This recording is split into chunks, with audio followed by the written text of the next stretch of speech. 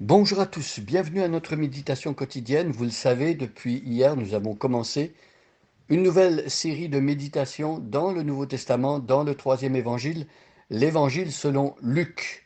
Luc, un collaborateur de l'apôtre Paul, un non-juif, un païen, un grec.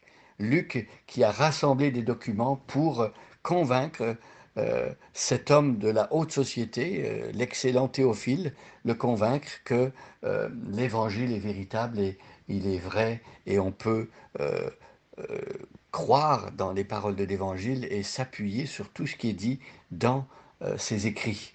Donc Luc, on l'a vu, il va nous parler de la tentation de Jésus au désert, un moment très important au tout début de son ministère public. C'est comme une mise à l'épreuve et on a vu hier que Jésus va faire passer, euh, Dieu va faire passer plutôt Jésus par ce que Adam et Ève ont dû passer, par ce que le peuple d'Israël a dû passer également, c'est-à-dire une tentation, mais contrairement à Adam et Ève qui ont chuté, ils ont échoué, contrairement au peuple d'Israël qui a également échoué dans le désert, Jésus, lui, va vivre la tentation d'une manière très différente et c'est ce qu'on va voir aujourd'hui. Alors, nous sommes dans le chapitre 4 de l'Évangile selon Luc. Je vous invite à prendre le texte. Pardon. Et ce matin, je vais lire dans la version Bible du Sommeur. Donc, lisons. Pardon. Luc chapitre 4, versets 1 à 13. Jésus, rempli de l'Esprit Saint, revint du Jourdain, et l'Esprit le conduisit dans le désert, où il fut tenté par le diable durant 40 jours. Il ne mangea rien durant ces jours-là, et quand ils furent passés, il eut faim. Alors le diable lui dit, si tu es le Fils de Dieu, ordonne donc à cette pierre de se changer en pain. Jésus lui répondit, il est écrit, l'homme ne vivra pas seulement de pain. Le diable l'entraîna sur une hauteur et lui montra en un instant tous les royaumes de la terre et lui dit, je te donnerai la domination universelle ainsi que les richesses et la gloire de ces royaumes, car tout cela a été remis entre mes mains et je le donne à qui je veux. Si donc tu te prosternes devant moi, tout cela sera à toi.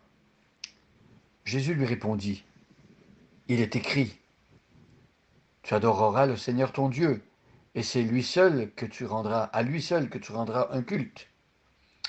Le diable le conduisit ensuite à Jérusalem, le plaça tout en haut du temple, et lui dit, si tu es le Fils de Dieu, jette-toi d'ici en bas, car il est écrit, il ordonnera des ordres, il donnera des ordres à ses anges à ton sujet pour qu'ils veillent sur toi. Et encore, ils te porteront sur leurs mains pour que ton pied ne heurte pas de pierre. Jésus répondit, il est aussi écrit, tu ne forceras pas la main du Seigneur ton Dieu. Lorsque le diable eut achevé de le soumettre à toutes sortes de tentations, il s'éloigna de lui jusqu'au temps fixé. Jusqu'ici, notre lecture. Revenons sur le texte qu'on a vu hier. On a vu que Jésus commence son ministère, il vient d'être baptisé, Dieu a affirmé son identité, tu es mon fils bien-aimé en qui j'ai mis toute mon affection. Et là, d'une manière assez incroyable, Jésus rempli du Saint-Esprit, il possède la plénitude de l'Esprit, et Jésus, comme il ne pêche jamais, il n'attriste jamais le Saint-Esprit, donc on s'imagine et on comprend qu'il est constamment rempli du Saint-Esprit. Eh bien, il revient du Jourdain, le lieu où il a été baptisé, et là, c'est encore le Saint-Esprit qui l'avait conduit dans le désert. Et on est étonné parce que euh, on se dit l'Esprit Saint va le conduire dans un endroit où tout va bien, tout baigne, tout est facile.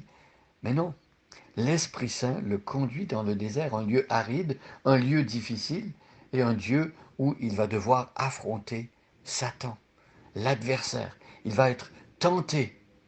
Et donc, on en tire comme leçon pour nous-mêmes que parfois, oui, Dieu peut permettre que l'on passe par des moments difficiles Et ce n'est pas Satan qui nous conduit dans certaines situations, c'est Dieu lui-même, c'est Dieu le Saint-Esprit qui veut que nous traversions des périodes parfois éprouvantes et difficiles pour que nous grandissions, pour que Dieu se révèle à nous et nous montre qu'il est parfaitement à la hauteur de ses promesses. Et c'est ce qui va se passer ici quand Jésus va être dans le désert et quand il va être tenté. Et on va lire maintenant le verset 2. Jésus, rempli de l'Esprit Saint, revint donc du Jourdain, et l'Esprit le conduisit dans le désert, où il fut tenté par le diable 40 jours. Il ne mangea rien durant ces jours-là, et quand ils furent passés, il eut faim. Alors, ici, on voit, euh, Jésus va être tenté par le diable. Alors, ce qui prouve que Jésus est parfaitement humain.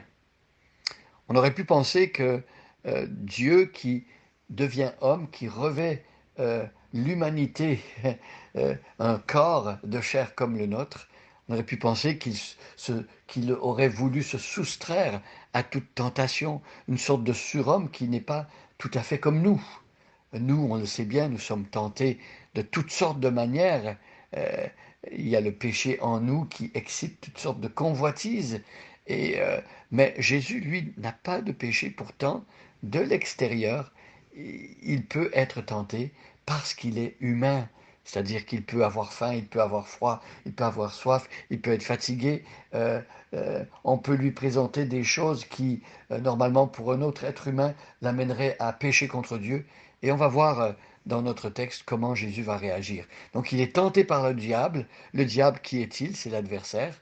C'est cet ange qui est créé beau à l'origine, Lucifer, mais qui veut se faire semblable à Dieu, qu'il veut monter sur le trône de Dieu.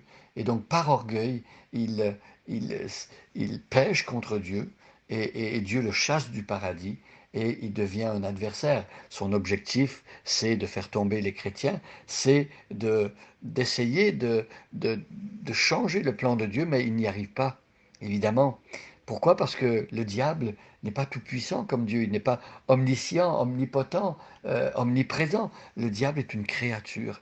Et donc, quand on pense au combat entre Dieu et le diable, eh bien, il n'y a pas photo. Euh, Dieu est infiniment plus puissant que le diable. Mais quand il s'agit de nous, les êtres humains pécheurs, c'est une autre histoire. Parce que nous sommes également des créatures, et parce qu'on a désobéi à Dieu, on est très très vulnérable, et la tentation est très difficile à surmonter pour nous, et on n'y arrive pas tout seul. Donc ici, Jésus est tenté par le diable pendant 40 jours. Alors ça, c'est long. 40 jours, ça évoque aussi le nombre de jours que Moïse a, a vécu sans manger quand il était sur la montagne, quand il a reçu la loi de Dieu sur le mont Sinaï. 40 jours. Alors, c'est une sorte d'évocation pour démontrer également que Jésus est comme le nouveau Moïse, il est le libérateur, et Jésus est même supérieur à Moïse. Parce que Moïse, c'est un être humain qui a été fidèle sur toute la maison de Dieu, mais Jésus, c'est plus qu'un homme humain fidèle. Jésus, c'est Dieu lui-même, Dieu fait homme. Donc il est tenté pendant 40 jours, et là, le texte nous dit qu'il ne mange rien durant ces jours-là. Je ne sais pas si vous avez essayé de vous priver parfois de nourriture. C'est dur. La tentation est forte. Quand notre ventre commence à gargouiller, quand on voit des personnes autour de nous manger et nous, on a faim, on n'a rien à manger, c'est très très difficile. Alors là, Jésus, c'est vrai, il est dans le désert avec Satan, mais il a faim. Quand les 40 jours furent passés, il eut faim parce qu'il est vraiment humain. Et là, on va voir dans la suite du texte comment Jésus va résister à la tentation. Mais ici, il suffit de comprendre que pour Jésus, euh, la nourriture ou satisfaire ses appétits terrestres avec de la nourriture, c'est pas ça qui avait de plus important pour lui. Jésus dira à un moment donné dans l'évangile selon Jean, au chapitre 4, j'ai à manger une nourriture que vous ne connaissez pas.